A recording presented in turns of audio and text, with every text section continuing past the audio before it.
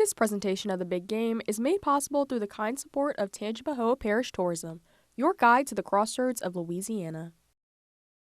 North Oaks Health System, improving lives every time, every touch. Gateway Ford, Gateway gives the deal. And the Northshore Community Foundation, you can make a difference, we make it easy. Tangipahoa Parish is home to the strawberry capital of the world and the premier destination for family fun and adventure. Whether you're looking to visit one of our historic museums, grab a bite to eat at our amazing restaurants, or attend an exciting local event, there's always something to do in Tangipahoa Parish.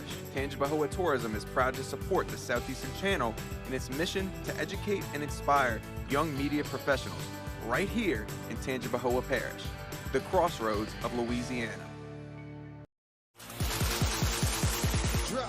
Drop, yo.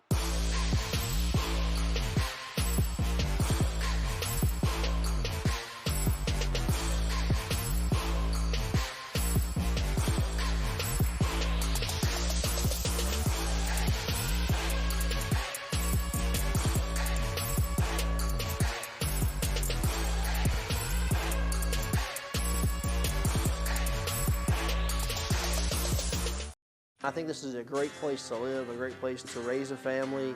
This is just a place that we love. I think it is your responsibility to support that community that you're in. And that's something that we've always done here and something we're very proud of. Sponsoring Little League and sponsoring the high school and sponsoring the university. And I just feel like that's as much of our responsibility to be visible in the community and show that we're here and we're a part of what's going on with our neighbors and our customers.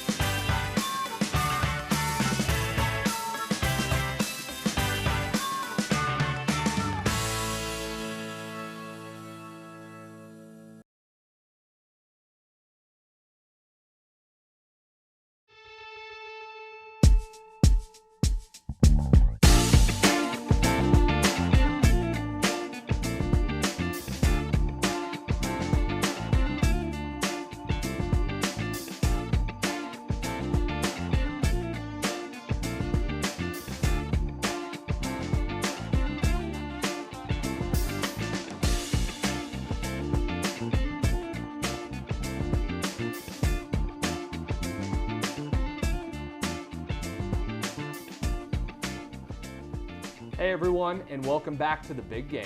I'm Lucas Hill alongside Sophia Daniels, and for this episode, we will be just meeting a few new faces here on campus.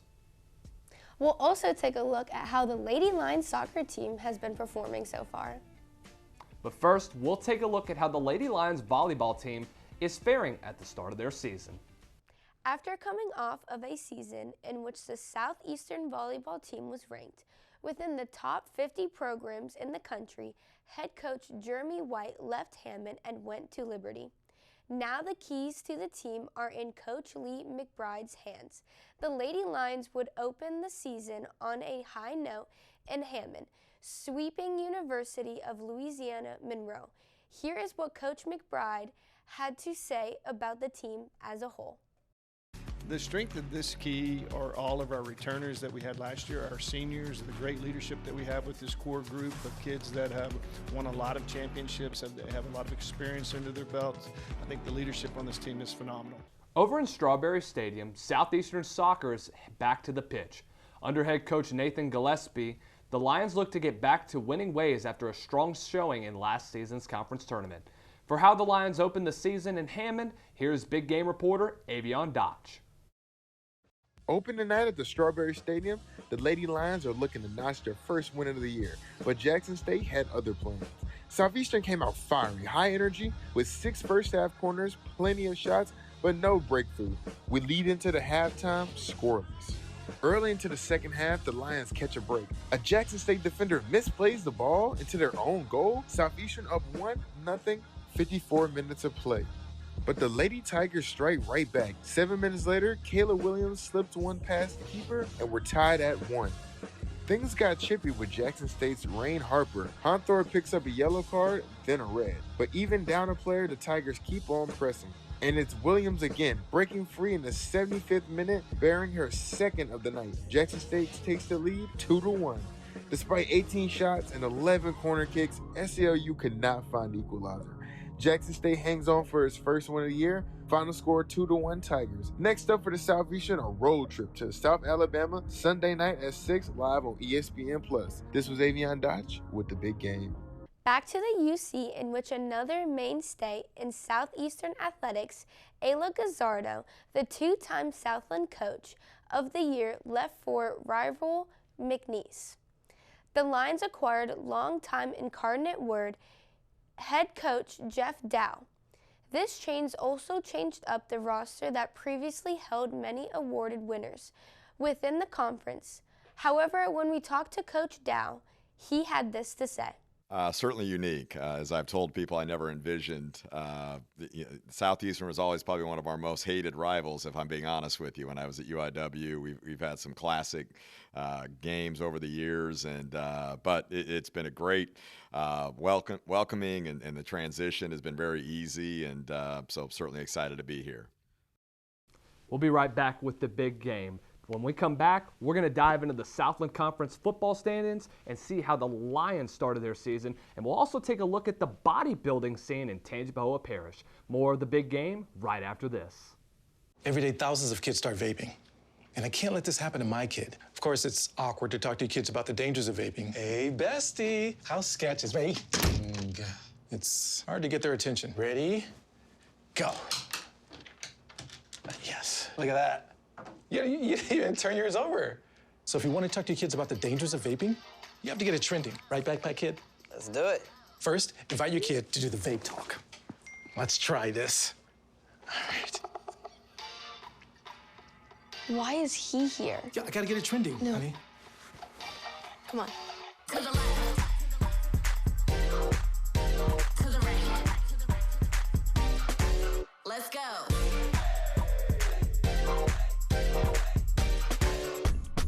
Oh, honey, can we talk? Yeah, what's up? I see a lot of your friends vaping. Visit talkaboutvaping.org for tips on when and how to have the vape talk.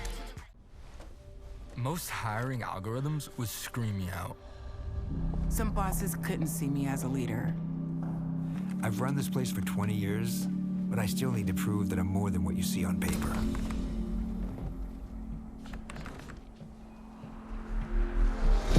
I've been running code as long as I've been able to reach a keyboard. This is what I do. It's second nature for me, coordinating 100 details at once. It's the way my mind works. I have a very mechanical brain. I sold them on my skills. You gotta be so good they can't ignore you. My magic is analytics and empathy. That's how I'm getting clients. You have to have the confidence in yourself to show up and defy the odds. I'm more than who I am on paper. I never got a college degree. And today, I'm the CEO of my own company. People want to tell me I'm one in a million, when actually I'm one of millions. Stars are all around us. It's time for them to shine. Welcome back to the big game. The Mr. Olympia competition is only a month away, and the best bodybuilders around the world are preparing to showcase their best physiques on stage to take the Sandow Trophy. But in Tangipahoa Parish, local bodybuilders are preparing for an opportunity to be on that stage in Las Vegas in the future. I took a visit out to Ponchatoula, Louisiana to talk with some of these bodybuilders as they prepare to earn their pro cards and a chance to be on the big stage.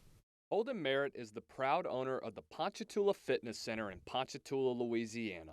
At 23 years old and a fresh graduate of Southeastern Louisiana University, his enthusiasm for the gym and for bodybuilding as a whole is infectious.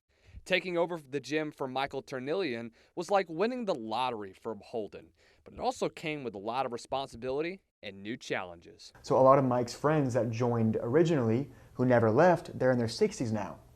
So they're not powerlifting or bodybuilding per se the way they were. So the gym shifted from more of a bodybuilding, powerlifting focus to more of a, like, we offer these free senior citizen classes that are fantastic. We offer all the insurances for free so they can come for free. it shifted more towards that. It was still bodybuilding, but it was also a lot of seniors as well. Despite the challenge, the gym has built a great reputation with some notable bodybuilders who will make a name for themselves in future shows, like Gavin Jenkins and Leandro Dixon, who will be attempting to get his pro card at the Ben Weider Pro Amateur in November. Me and Lacey agreed to do Classic and Open.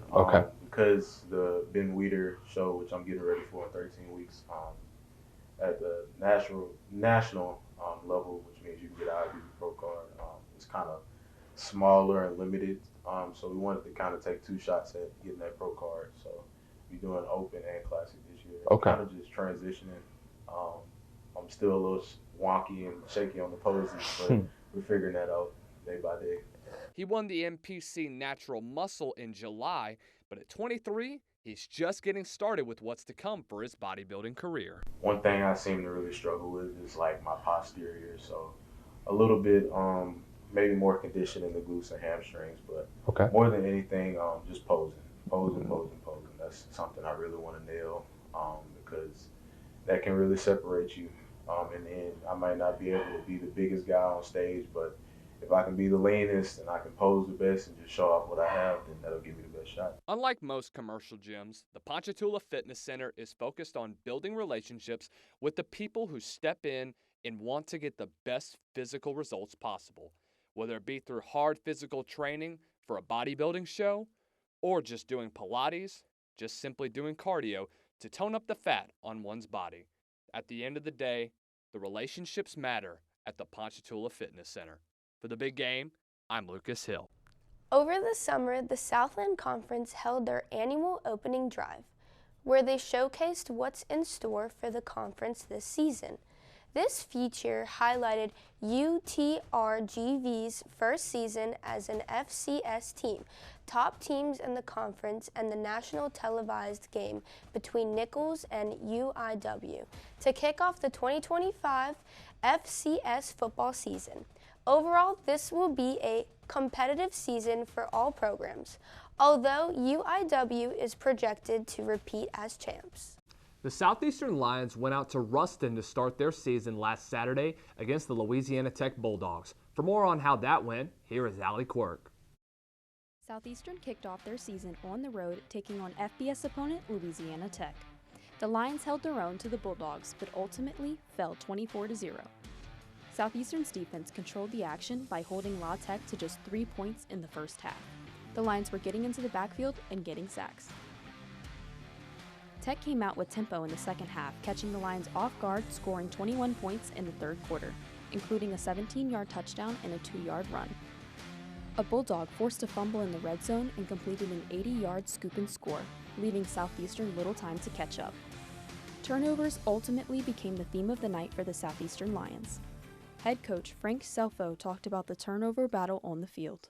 Hey, we got to finish them, right? We had 2 turnovers. One they returned for a touchdown, and the other one's an interception that they recovered. And that's not going to help you win. But we had too many mistakes, false starts, guys going the wrong way, busted protections. You're not going to win any games like that. So we'll continue to work and grow and get better. But that was very disappointing from that standpoint tonight. At times, the line moved the ball well, picking up first downs, but ultimately couldn't finish those drives in the second half. Southeastern once again rotated 2 quarterbacks, with this year's picks being Carson Camp and Kyle Lowe. The 2-quarterback system found success for the Lions on the ground, but overall, they struggled to get the ball going in the air. The Lions fell short tonight here in Ruston against the Bulldogs. Despite the score, offense and defense showed great flashes. Southeastern looks to build upon this and bounce back as they face their next opponent, Murray State. Reporting for the big game, I'm Allie Quirk. Time for a break, but when we come back, we're going to wrap up this show with some professional sports, both on diamond and on the gridiron, then some pick and roll. Don't go anywhere. The big game will be right back. This presentation of the big game is made possible through the kind support of Tangipahoa Parish Tourism, your guide to the crossroads of Louisiana. North Oaks Health System, improving lives every time, every touch. Gateway Ford, Gateway gives the deal. And the Northshore Community Foundation, you can make a difference, we make it easy. Tangipahoa Parish is home to the strawberry capital of the world and the premier destination for family fun and adventure. Whether you're looking to visit one of our historic museums, grab a bite to eat at our amazing restaurants, or attend an exciting local event, there's always something to do in Tangipahoa Parish. Tangipahoa Tourism is proud to support the Southeastern Channel in its mission to educate and inspire young media professionals right here in Tangipahoa Parish, the crossroads of Louisiana. Drop, yo.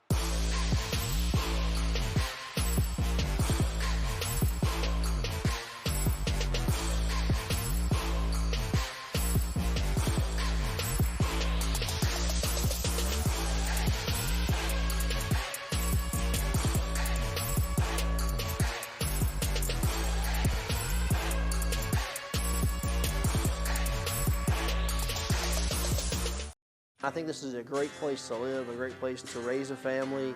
This is just a place that we love. I think it is your responsibility to support that community that you're in. And that's something that we've always done here and something we're very proud of. Sponsoring Little League and sponsoring the high school and sponsoring the university. And I just feel like that's as much of our responsibility to be visible in the community and show that we're here and we're a part of what's going on with our neighbors and our customers.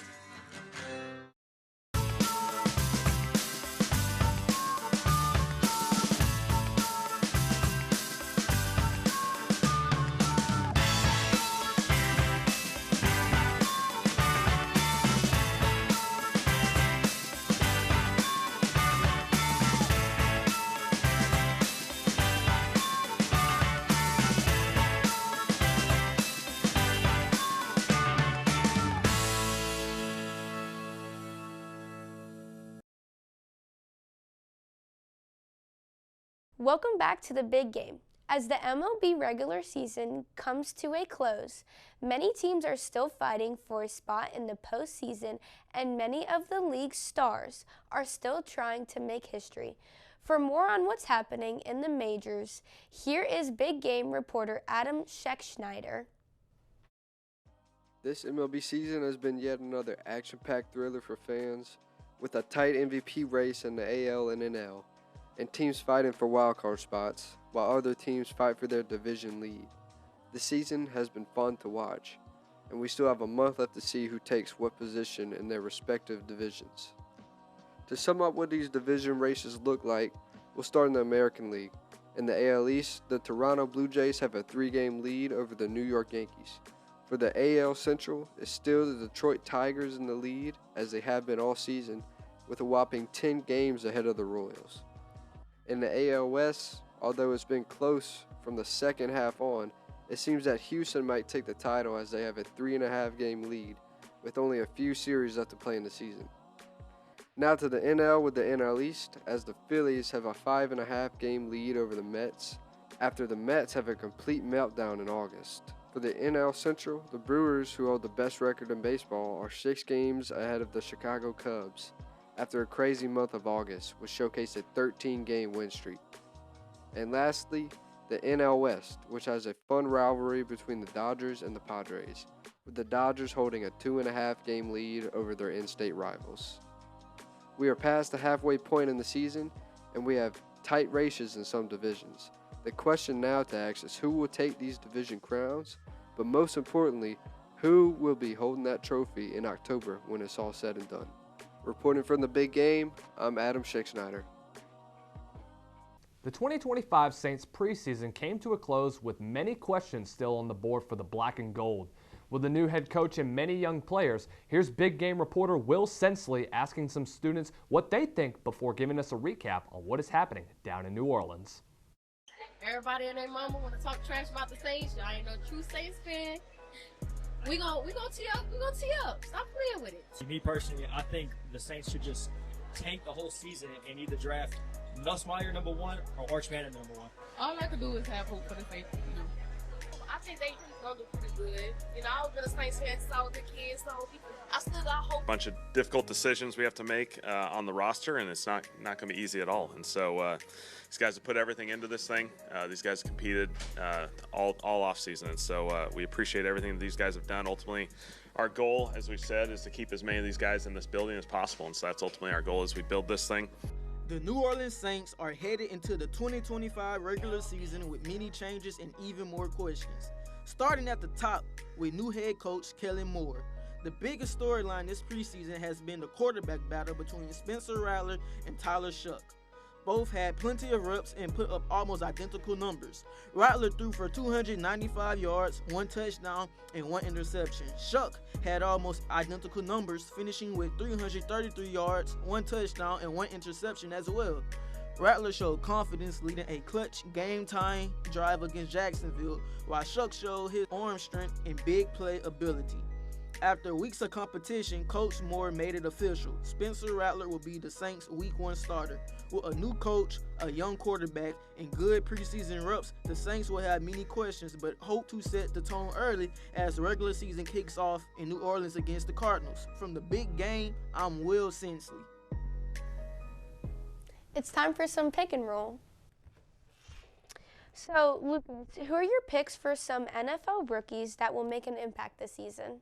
And I think it starts with the #1 overall pick in Cam Ward.